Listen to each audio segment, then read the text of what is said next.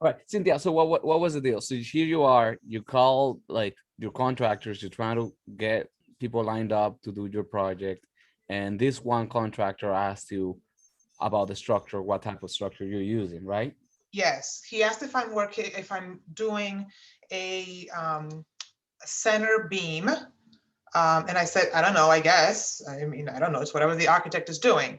So then he said, okay, well, if they're working on the plans, ask them if they are using a clear stand I-joist, wall to wall, or an open truss, or are they doing an LVL rim joist? And he said those options are going to be less expensive than the other ones.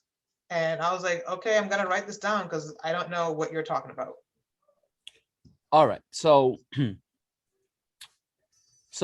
first thing I want to tell you is like when we try to frame this, we try to figure out um a logical way of framing it. All of these options that they mentioned are great for different reasons and different scenarios. So Mhm. let's start with the clear span I-joist. So the I-joist, if you don't know what they look like, I the know they I look like but like that, yeah, yes, no, the but middle. Mhm. these ones are these pieces. Let me see what the best picture is. Ese Oh, que está ahí, the one that says Boise Cascade, is that not an I joist? Oh, okay, I-joist.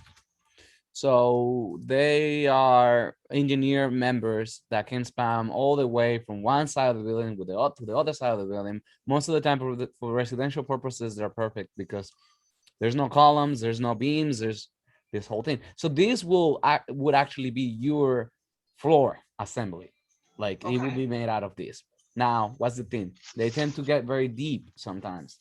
They go like I think they go from 9 and 7/8 to like 20 something inches, right? And it all depends on how far it goes. So they are becoming much more like feasible nowadays because the cost of lumber is so crazy anyway. So people Mhm. use it.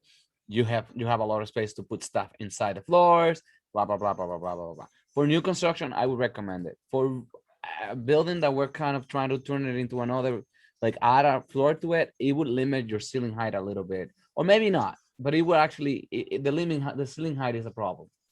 Okay, It wouldn't, but it would make the stair longer because you got to go up more, right? They're deep. gotcha.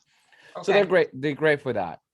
The open truss, it's simply exactly what they say. It's like instead of having, and what they said for the ceiling, it will be for the floor, for your second floor. For the second floor. For the open truss, is a truss like this, like a system of truss. That Uh-huh. will be your roof, and you buy them. Like I tell you what they are, what the sizes need to be, and you buy them, and they come and they're done. You don't have to. They don't have to do a lot of cutting and a lot of messing with it and whatever. Okay. We didn't size an open truss Okay. on our case, but and we also didn't do open eye joist either.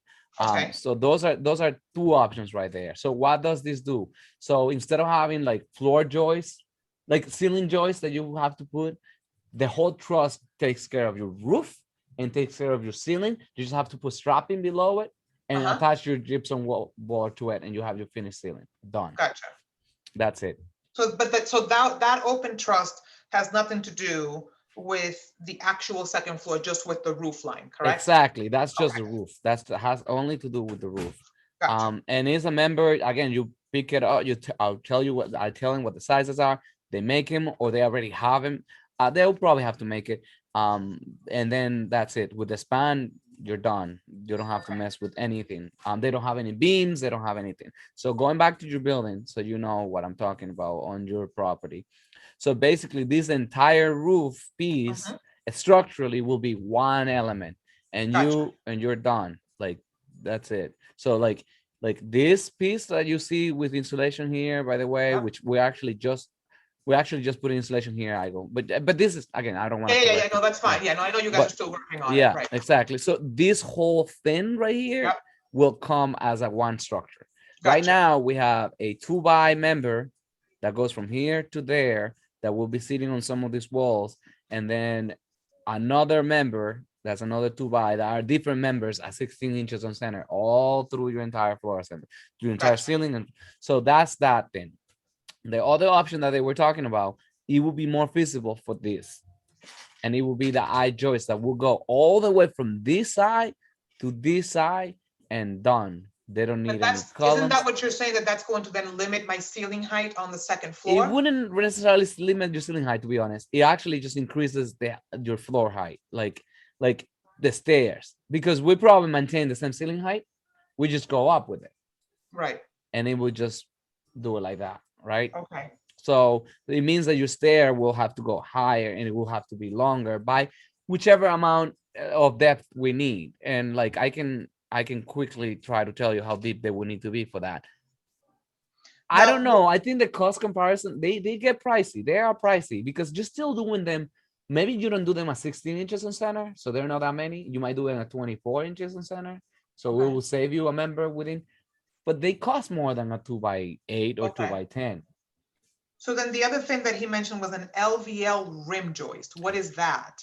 So the LBL rim joist that he's talking about is like grabbing an LBL on the edge all around your entire building. And uh, now I never seen that term being used, by the way, like that. So I'm assuming he means an LBL will be all around your perimeter of your building, and then you're gonna attach your joists to them. But this joist, I wouldn't do that. I don't know why you would want to do that. You do that sometimes when you want to gain some heights on your Okay, ceiling, but you still will have to do something with what we did. You still will have to do what we did. okay, Like these members right here will have to still be supported by a beam somehow. So I don't know why you would do that. So we got the truss, the I-joist, and the LBL rim joist. Yeah, I don't know why they would. So that's what the rim joist is. Like the LBL will go all around the whole thing, but it's only to gain height, so that okay. the whole floor sits on top of that. But you still need joists to support the middle. Like it's I not would doing anything. assume, right? Or else Yeah, it's yeah, just gonna come in. exactly. So that wouldn't save you Okay. anything. So then what is it that we are doing? We're doing a center beam, right? Is that what we're Yeah, doing? exactly. So we have a beam that will go through the middle, some posts that will go inside the walls, and hopefully, no, hopefully they have to land within walls and locations where they you wouldn't see them, and they still do have to uh be supported by whatever structure you already have below. There may be some So, reinforcement that need to be done to the columns that you already have, or new columns that need to be put. Ideally, we just reinforce the ones that you have. I know you do want to get rid of some in the future, so we have to mitigate that part. But that's we're basically doing like a conventional framing, like okay, um for a for retrofitting a building. Like the I-joist, those are things that I consider early on. Like, okay, we're building this building new, and I have seen them done for that first floor on the basement, like that first floor. They're all mhm, I-joist because all your mechanical goes right through it. They can actually cut holes through it, and it's that great. makes sense, yep. But I in the ceiling and there you're gonna pour up concrete, so you can go lower. That's all good. So um so that's what I have seen them. So Okay, my answer to your contractor is we're just do whatever you doing. tell him to do. Yeah, but he has wiggle room. Like he could quote it in whichever way he wants, to be honest. Like what I did here, he could say, you know what, I'm gonna get a truss for the roof. Are you guys okay with it?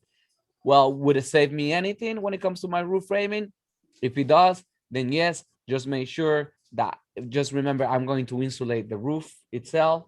Mhm, Nothing changes in there.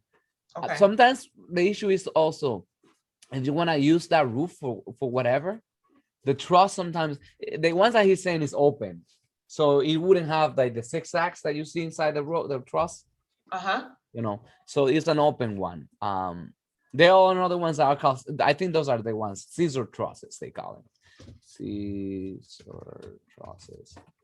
Now we just can't size everything, so we're right, like we pick Actually, this wouldn't be an open one, but this is a scissor truss, and it's good when people are gonna do cathedral ceilings too. Yeah, no, we're not doing that. Yeah, Okay. but you have like conventional. I also hate that you have your caps lock on. Only psychopaths do that. We draft in architecture or with caps on. Really? Have you seen all of our drawings? You don't see lowercase No, at I all. see that, but I mean, that's a drawing. I'm like, that's just weird. I never knew that. I'm gonna make that a trivia question. Here you go. All caps for all architectural. That's a must. If you see even on our cover page, Yeah, boom. Because it is much more legible than regular writing. So right. they Especially actually take teach us photocopy, right? in architectural school. They make us have to that's the first class, hand lettering and hand drawing like all caps. So that's, Wow. you may see some things that aren't, but like this is like how they do it on the code, like the building inspect, like that's how they do it. So Yeah, but yeah, it should all be all caps. yeah.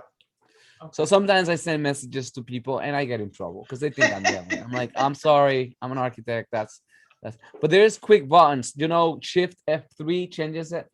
Yeah, So that's easy. So I change. yeah. So these are your truss options. I think the one that he's saying is like this, like open. Okay. I guess it's almost like a collar tie. I don't know. But he's saying one option, that's all. Like this is what we're doing for conventional framing right here. Gotcha. But And to this me, I would think that that is cheaper than doing a truss. oh well, cheap in, so you got to think Like less about expensive, I there should are, say. there are only two ways that you save money. You either save money on labor or on the material. So the thing is, labor is much more expensive than material all day long. So if Yeah, this truss comes in, they don't have to be cutting this lumber piece by that's true. piece and attaching piece by piece. So this actually they teach us. I go in architecture school for the exams. What's the most like? What would you suggest to your client on a weather in Alaska where there's shortage in labor? Like they do all these crazy scenarios, and you're like, well, there's not much labor. The weather is horrible, so they have to have a very small window of opportunity to build what they need to build before they can get a storm.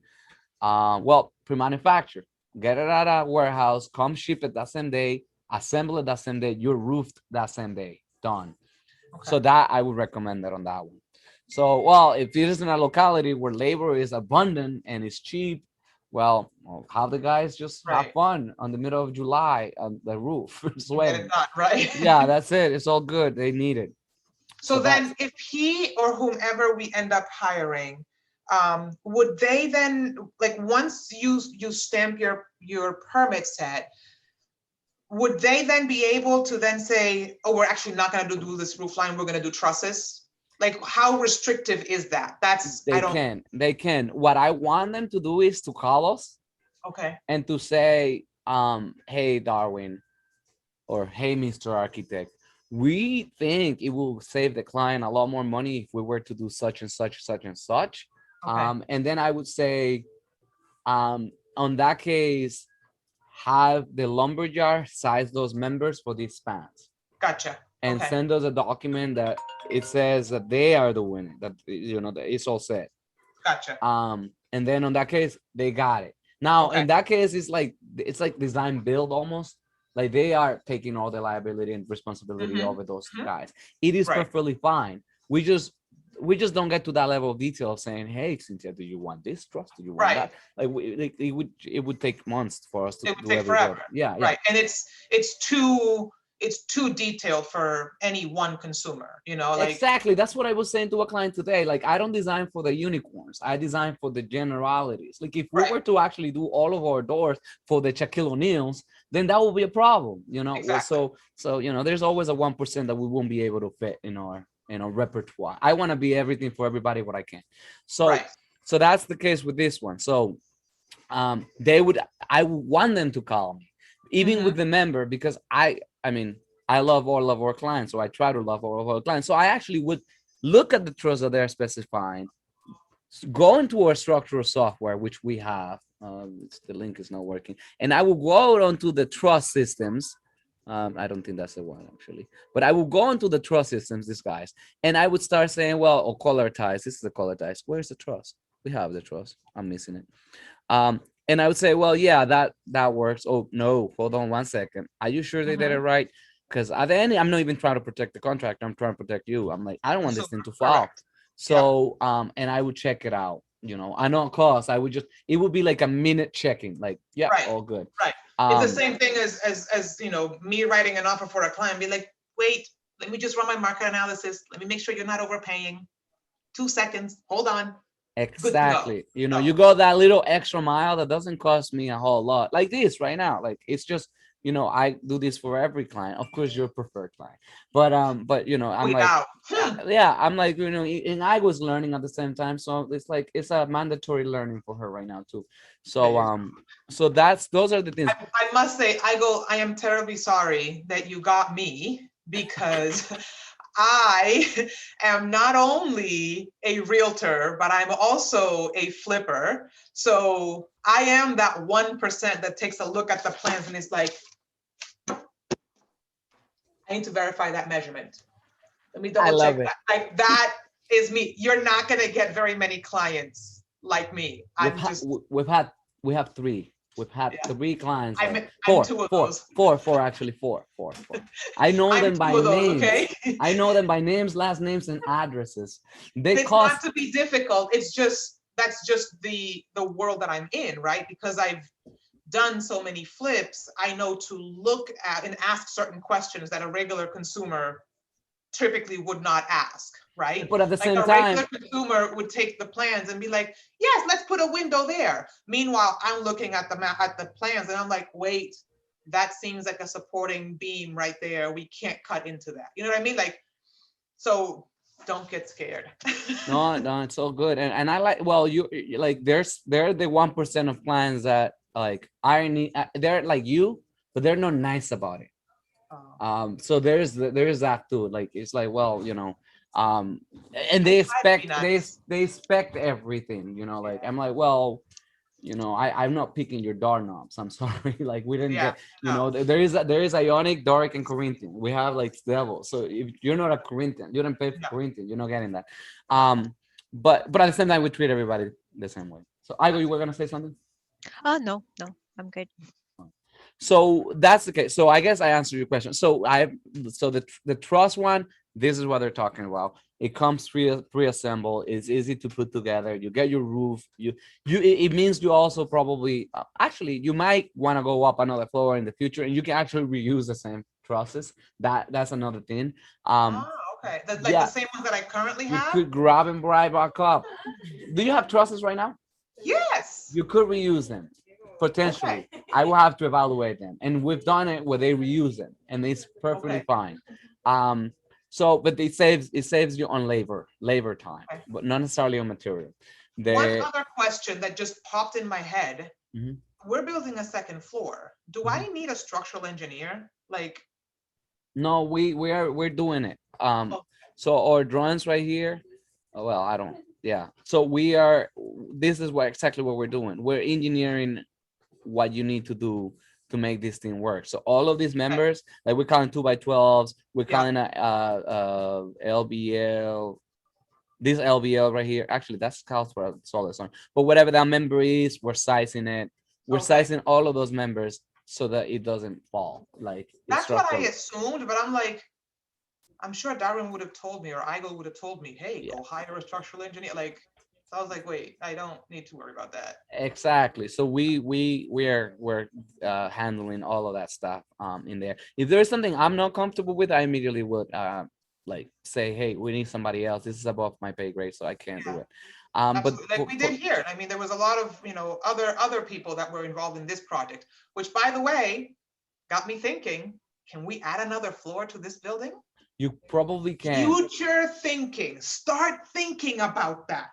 No, you can. You probably can. I was talking to somebody about your project. That building is actually super engineered. I saw those LB, like those steel beams that they have, the brick in there. It's pretty heavy. It's pretty Yeah. strong. On that one, I would not want to stamp that. I would want a structural engineer to actually tell me, yeah, this can actually structurally support another floor above. Yep. When I Um, would expect that, I mean, we would be adding a whole other floor, and not that we are, it's just like, mhm, mhm.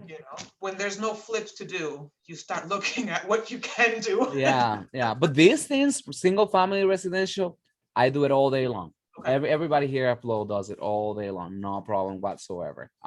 So Awesome. so far we haven't had any casualties. I don't think we will have any issues. It's with adding one floor, I'm good. Adding two floors, then I'm gonna be I don't know. Yeah. And we've even done three floor. I have a property in PVD. We're doing three floors. So and it's been good so far. Okay. But yeah, I hope this answers all of your questions. And Did. I go like I'm gonna put this on YouTube so everybody can watch it. Oh, come on. Yo, you should have told me that. I had to put some lipstick on. All right. Damn. Thank you so much, guys. We'll talk. Bye bye. Thank you. Thank you. Thank you. Bye, guys.